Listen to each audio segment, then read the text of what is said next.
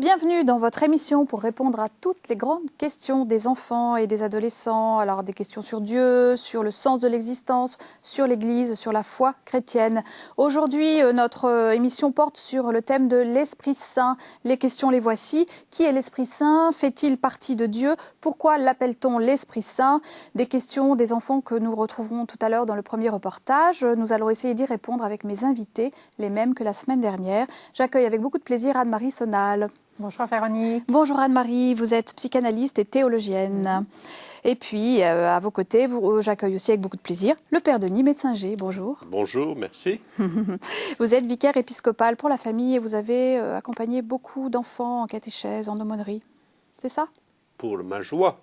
Pour votre joie, oui. Vous aimez la catéchèse. Père Denis, quels sont tous les noms qu'on donne à l'Esprit Saint dans la Bible, dans la tradition de l'Église? Il y en a énormément. Avant tout, Esprit Saint, oui. Le don de Dieu. Ça, c'est... Esprit Saint, ça veut dire don de Dieu. C'est le don de Dieu. Oui. Voilà. C'est ce qu'on entend à la confirmation. Oui. Soit marqué de l'Esprit Saint, le don de Dieu. C'est ce que Jésus annonce avant de passer de ce monde à son Père. Voilà. Je vous enverrai l'Esprit Saint, le don de Dieu, le défenseur, l'avocat, celui qui viendra pour moi, qui vous rendra plus solide, etc. Donc je crois que c'est important on parle plus de la manière d'agir de l'Esprit Saint que de noms différents. Mais ces noms disent quelque chose de son action. À chaque fois, oui, bien sûr, parce que lorsque la Bible emploie le mot grec paraclé, ça veut dire, c'est oui. celui qui va parler de ma part. L'avocat, c'est celui qui va me défendre de ma part. Donc on emploie, mais en même temps, ça nous dit quelque chose de cette présence de Dieu qui nous donne sa vie, car l'Esprit Saint, c'est Dieu. Donc le nom générique, entre guillemets, oui. Don de Dieu. Le si don on de veut Dieu. En parler. Moi, je pense que c'est la manière la plus accessible oui. de percevoir et de comprendre ce qu'est l'Esprit. Il est le don de Dieu. Bon. Alors Philippe Mouret a posé cette question à des adolescents de 13 et 14 ans. Qui est l'Esprit Saint? Regardez, écoutez leurs réponses. Je crois que l'Esprit Saint, il fait partie de Dieu. Parce que dans le signe de croix, on dit au nom du Père, du Fils et du Saint-Esprit. L'Esprit Saint est toujours cité après le Père et le Fils, et il est censé nous guider dans notre vie de chrétien, que ce soit dans nos prières, dans la vie quotidienne, dans les actions à réaliser. L'Esprit Saint est représenté comme une colombe. L'Esprit Saint est représenté par une colombe qui est le signe de la paix. Je crois qu'il y a aussi une part de l'auréole au-dessus de la tête. C'est quand on a l'Esprit Saint. Où trouve-t-on l'Esprit Saint dans la Bible? Dans l'arche de Noé, à la fin du périple, où il lâche une colombe blanche qui vole et qui rapporte un bout un rameau pour montrer qu'il y a de la terre et que la végétation repousse. Je crois que l'Esprit Saint est évoqué partout dans la Bible. Je crois qu'il n'y a pas de moment précis. L'Esprit Saint est évoqué dans le dernier repas de Jésus avant sa mort. Il y a aussi quand le Christ est ressuscité, je suis pas sûre, mais il y a le Saint-Esprit qui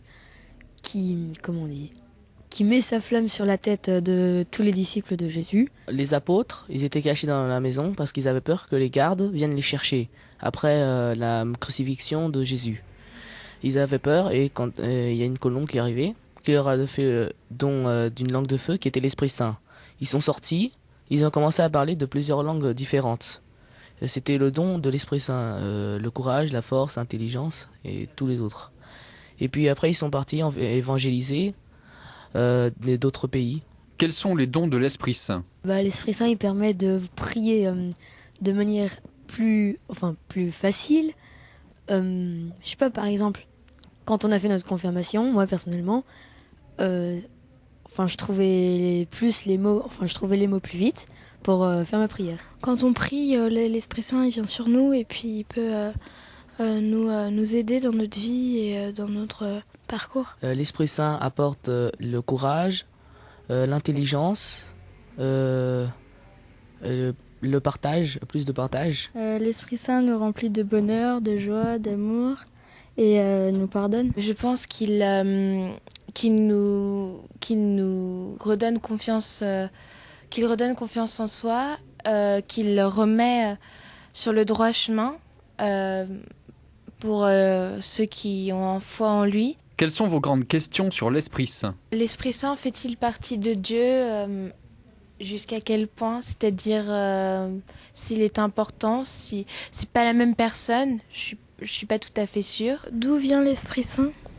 Pourquoi on l'a appelé Esprit Saint? En quoi agit l'Esprit Saint sur nous? Quelles sont les différentes façons dont est représenté l'Esprit Saint, à part les auréoles, la langue de feu ou une colombe, s'il y a d'autres possibilités? Merci les jeunes pour vos témoignages. Est-ce qu'il y a d'autres représentations que celles que cette jeune fille a citées là, pour parler de l'Esprit Saint? Elle parlait de l'auréole. Il y a une représentation qui court depuis tout l'Ancien Testament, qui est le vent. Le souffle. vent, bien sûr. Hein, en hébreu, la roua, c'est-à-dire le souffle qui est le signe de la présence de Dieu. Et ça nous dit donc déjà quelque chose, car précisément, comme le dit Jésus à Nicodème, le vent souffle où il veut, on ne sait pas d'où il vient, mais on sent les effets qu'il produit. Donc on ne peut pas l'enfermer, mais on ressent. C'est un don qu'on ne peut pas enfermer. Voilà, et ça c'est fantastique. Oui, alors il y a toutes ces différentes façons, donc les auréoles, c'est amusant quand même. Qu'est-ce que vous en pensez? Je ne sais pas très bien ce qu'elle a voulu dire sur auréole, parce que les auréoles dans l'art, dans la représentation, c'est la gloire de Dieu. Alors c'est pas Donc, si la c'est un signe de sainteté. sainteté, un signe de... Mais pourquoi pas? Non. Mais pourquoi pas? Dans l'icône de la Trinité de Roublev, les trois personnages de la Trinité, justement, ont cette auréole de gloire. Alors oui, et puis une jeune fille parlait de la colombe de l'Arche de Noé. Est-ce que cette colombe-là représente l'Esprit Saint? Alors, il faut progresser, si je puis dire. Voilà. La colombe de l'Arche de Noé est le signe, donc Noé libère un des animaux dans l'arche, et la colombe ramène voilà, une herbe, un buis, ce qu'on veut, un rameau, pour montrer que la terre est sèche et qu'elle produit. Donc c'est le signe que la terre est pacifiée. C'est pour ça que c'est un symbole qui a été repris par les pacifistes.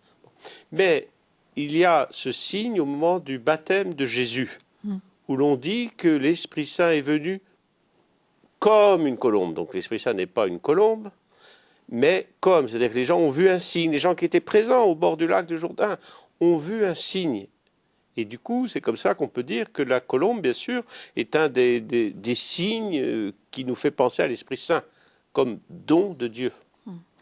Qu'est-ce qu'il faut savoir? On va reprendre l'Esprit Saint, donc son nom, c'est don de Dieu. On peut le dire comme ça. Qu'est-ce qu'il faut savoir d'essentiel sur l'Esprit Saint en catéchèse, avant d'en parler? Mais je crois que tout le Nouveau Testament, comme l'Ancien Testament, nous montre que donc c'est un don de Dieu. Et donc Dieu me donne l'Esprit pour que je vive de sa vie, que je vive avec lui. Puisque Dieu est amour, il me donne les moyens d'être avec lui. Et l'Esprit Saint est le moyen que Dieu me donne pour vivre, pour me rendre plus fort, pour me rendre plus solide. C'est pour ça que dans les sacrements, l'Esprit Saint a sa place, évidemment. Je crois que ça, c'est la première chose. Hein. Alors, Saint Paul, dans l'Épître aux Galates, parle des fruits de l'Esprit Saint. On pourrait dire les conséquences. Bon, ça me rend capable d'aimer, ça me donne de la joie, ça me pacifie, etc. Mais l'Esprit Saint me permet de vivre avec Dieu. Anne-Marie. Oui, je voudrais dire à quel point l'Esprit Saint quand même vient toucher et transformer notre intelligence, notre conception de la vie et du monde et voilà, en fait, ce qu'on voit un petit peu dans les conversions, c'est que la conception de l'homme et de la vie vient changer radicalement. Il éclaire notre intelligence pour mieux accueillir les mystères en fait, liés à Dieu et à notre foi. Sans l'Esprit Saint, on se sentirait totalement peut-être perdu face à qu'est-ce que c'est que la Trinité, qu'est-ce que Dieu. Est-ce qu'on peut séparer l'Esprit Saint de la Trinité? Est-ce qu'on peut en parler en dehors du mystère trinitaire? Père Denis. On peut en parler, mais ce n'est pas la même chose. Parler de la Trinité, c'est parler du mystère central de la foi. Oui. Dieu est Trinité.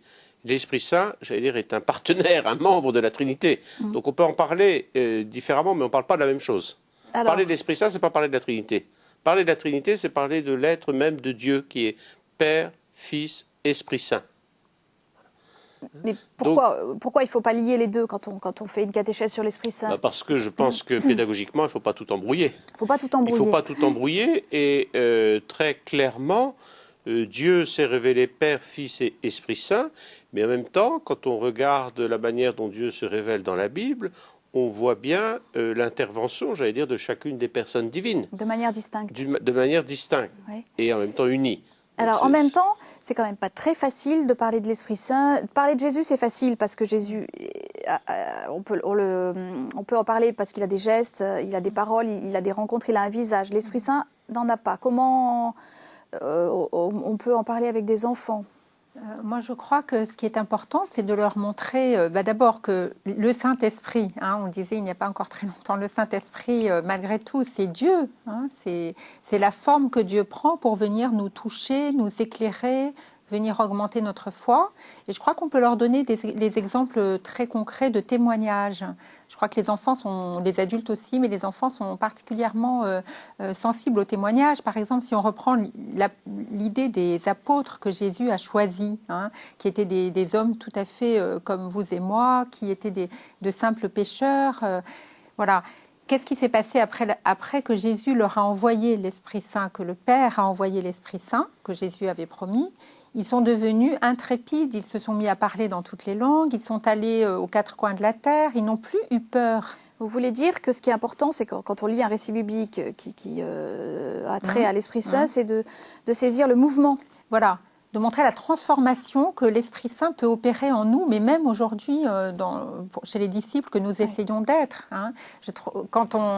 Moi, avant mes consultations, chaque matin, j'invoque l'Esprit Saint pour qu'il vienne éclairer mon intelligence et mon écoute.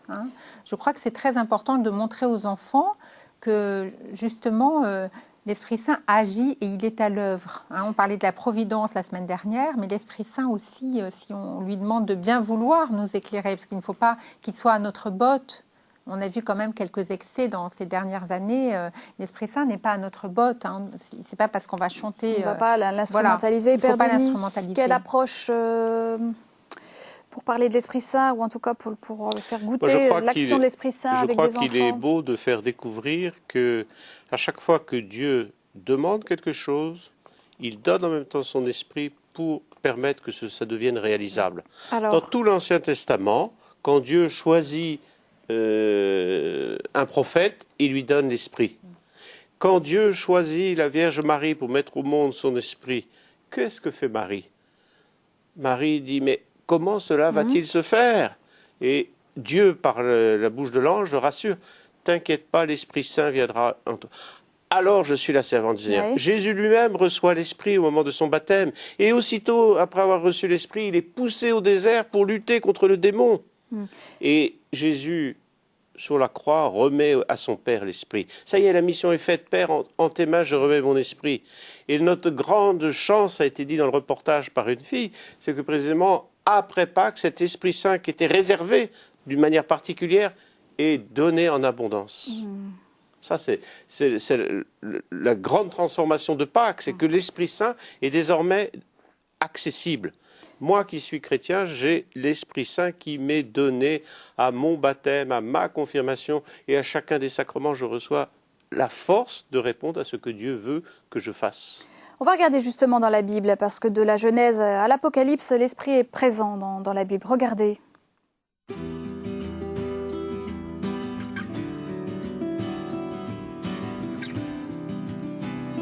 Les chrétiens croient en Dieu, le Père créateur, en son Fils Jésus et en l'Esprit Saint qui est Seigneur et qui donne la vie. Il y a 3 personnes en un seul Dieu. C'est la Trinité. Ainsi, l'Esprit Saint est lui-même Dieu.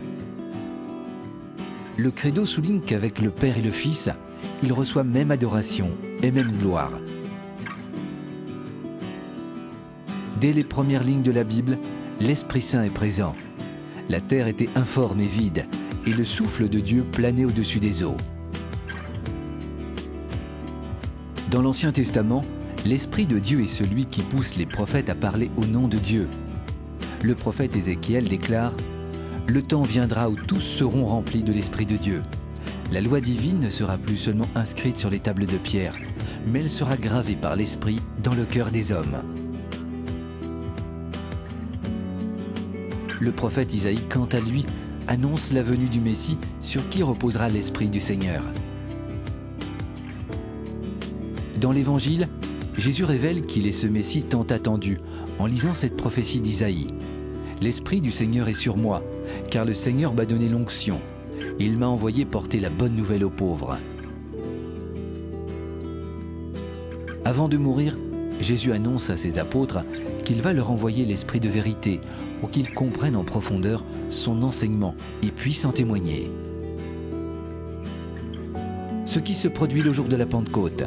Alors que les apôtres sont réunis à Jérusalem, ils entendent un violent coup de vent et voient une sorte de feu qui se partage en langues et se pose sur chacun d'eux.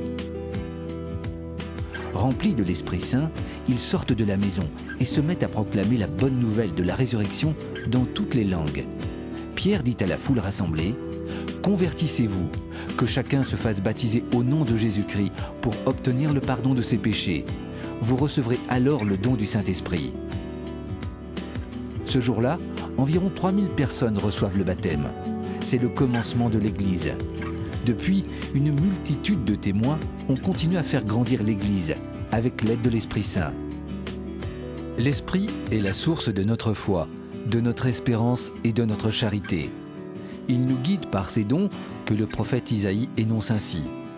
L'Esprit du Seigneur est esprit de sagesse et d'intelligence, esprit de conseil et de force, esprit de connaissance et de crainte de Dieu. L'ensemble de ces dons favorise en chacun une connaissance plus grande et un goût toujours plus profond de la vie avec Dieu. Un reportage, je vous le rappelle, que vous pouvez télécharger pour le réutiliser en catéchèse ou en aumônerie en vous rendant sur le site internet de Quai Théo. Père Denis, nous sommes en pleine Pentecôte, en plein temps de la Pentecôte. Quelle est la pointe fine de ce récit de la Pentecôte? Qu'est-ce que l'Esprit Saint vient aboutir, accomplir? Enfin, voilà. On pourrait imaginer que nous sommes démunis. On entend souvent ça au catéchisme. Les enfants disent « c'était génial, les apôtres, ils avaient Jésus ». Mais nous, on n'a pas Jésus. En chair et en os. Voilà. Depuis l'ascension, Jésus n'est plus sur cette terre.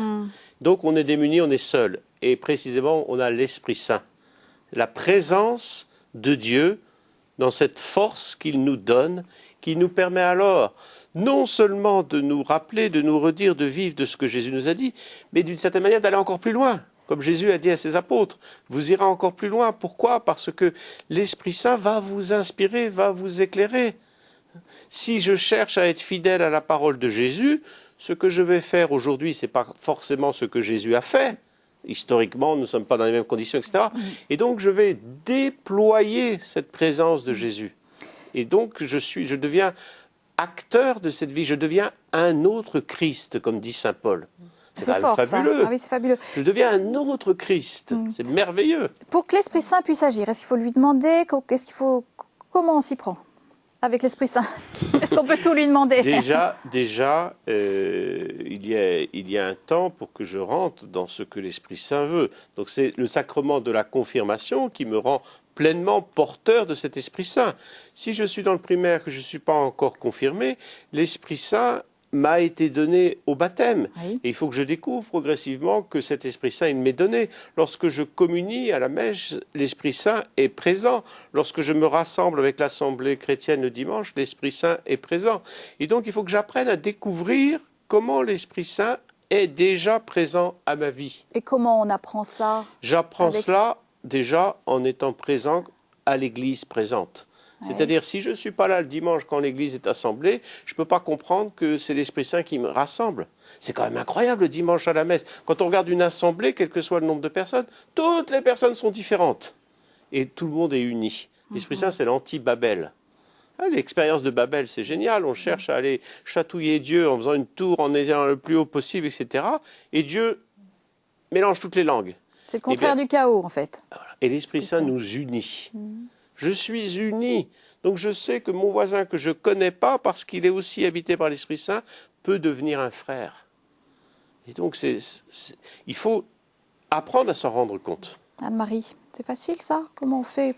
Alors, je crois que ça relève d'une sorte d'éducation, oui, en fait, justement, à être attentif, comme pour l'action de la Providence, à être attentif à à l'action que peut mener l'Esprit Saint en nous, et surtout, je dirais, à lui laisser de plus en plus de place. Et ça veut dire qu'il faut faire silence pour ça? Alors, oui, faire silence, ne pas vouloir avoir totalement la main mise sur soi-même, finalement. Parce que si je crois tout savoir, si je crois être capable de mener parfaitement ma vie sans aide, je ne peux pas laisser place à l'Esprit Saint, finalement. Si je crois pouvoir tout comprendre avec mes petites ressources et ma petite intelligence, finalement, l'Esprit Saint ne peut pas se déployer. Encore faut-il lui laisser l'espace, quoi. Être des vases par lesquels l'Esprit Saint peut passer. Et nous rappeler, Jésus nous disait à ses apôtres, il les consolait. Il disait, je ne vous laisserai pas orphelins. C'est très touchant, ça. Et ça, pour un enfant, c'est touchant parce qu'un enfant a peur de la solitude. Enfin, il peut avoir peur de la solitude. Voilà, quand l'enfant a grand besoin de sécurité affective et intérieure. Et c'est vrai de savoir que l'Esprit Saint peut être comme un compagnon en lui, devenir comme un guide intérieur. Saint Augustin disait plus intime à moi-même que moi-même, finalement. Je trouve que ça peut être sécurisant de dire à l'enfant, mais tu sais, tu n'es pas seul et l'Esprit, si tu y es attentif, t'accompagne. Est-ce qu'il faut apprendre aux enfants à prier l'Esprit Saint? Parce que c'est vrai qu'on prie souvent Jésus, on prie Marie, on prie Dieu, puis l'Esprit Saint un petit peu moins. Et comment le prier? Moi, je crois qu'il faut réapprendre au catéchisme à faire un beau signe de croix. Oui. Car quand je fais le signe de la croix, je fais appel à Dieu qui est Père, à Dieu qui est Fils, à Dieu qui est Esprit Saint. Et donc, et justement, quand je fais le signe de la croix, je suis englobé dans cette vie Père, Fils et Saint-Esprit. Et c'est à la fois facile et pas simple, parce que souvent, on ne sait pas très bien si c'est un chasse-mouche, comme je leur dis. Je leur dis, attention, là, qu'est-ce que vous faites? On ne sait pas dans quel côté c'est. Or, c'est une prière en acte. Et donc ça, c'est fabuleux. Tous les matins, je sors de mon lit, je fais le signe de la croix. Ma journée est habitée par cette présence. Le b.a.-ba pour prier l'Esprit Saint, c'est le signe de croix. Moi, je crois. Il n'y a pas besoin d'inventer. On peut aller plus loin. On peut aller plus loin, oui. On peut aller plus loin, bien sûr. On peut aller plus loin, mais je crois qu'il faut quand même partir d'unir l'Esprit justement à celui qui nous le donne, qui est le Père, et à celui qui nous le révèle, qui est le Fils. Et je pense qu'il ne faut pas les dissocier. Il ne faut pas les... En tous les cas, dans les âges de catéchisme, c'est extrêmement important. Extrêmement important. C'est fondateur, oui, d'une vie spirituelle. Vous parliez des fruits de l'Esprit Saint. Est-ce que les fruits de l'Esprit Saint, c'est la même chose que les dons de l'Esprit Saint, ou c'est deux choses différentes? Et quels sont-ils précisément? Bon, les fruits, c'est Saint Paul qui en parle. Donc on a retenu. Donc Saint Paul, dans l'Épître aux Galates, nous dit, voilà ce que produit l'Esprit en vous. La joie, la paix, la patience, la bonté, la bienveillance, la foi. Bon. Donc ça veut dire on peut le reconnaître à ça. Voilà, les fruits, on reconnaît. On reconnaît. Bon. Donc ça, c'est la reconnaissance. Ce que on appelle dans le catéchisme, ce que l'Église appelle les dons de l'Esprit Saint, on pourrait dire ce que cela nous apporte. Bon. L'Esprit Saint m'apporte l'intelligence. L'intelligence de Dieu, l'intelligence des choses de Dieu. Non intellectuelle, l'intelligence de la foi. Voilà, l'intelligence de la foi, bien sûr. L'Esprit Saint m'apporte la sagesse de Dieu. Est-ce que je me pose pour savoir, est-ce que ce que je fais est sage aux yeux de Dieu? Ajusté à sa volonté. Ajusté à sa volonté. L'Esprit Saint m'apporte le don de conseil, que de fois j'hésite. Je ne sais pas très bien, est-ce qu'il faut aller dans ce sens-là ou pas? Eh bien, si je demande à l'Esprit Saint, si je m'appuie sur ce don que j'ai reçu à ma confirmation, alors peut-être que je vais aller plus dans le sens de Dieu que dans le sens qui n'est pas Dieu. Le sens de la connaissance de Dieu. La connaissance, c'est-à-dire, entrer dans ce que Dieu veut pour moi. Il faut du temps. Le don de la piété. La piété, c'est pas être à genoux sur un prie-dieu toute la journée.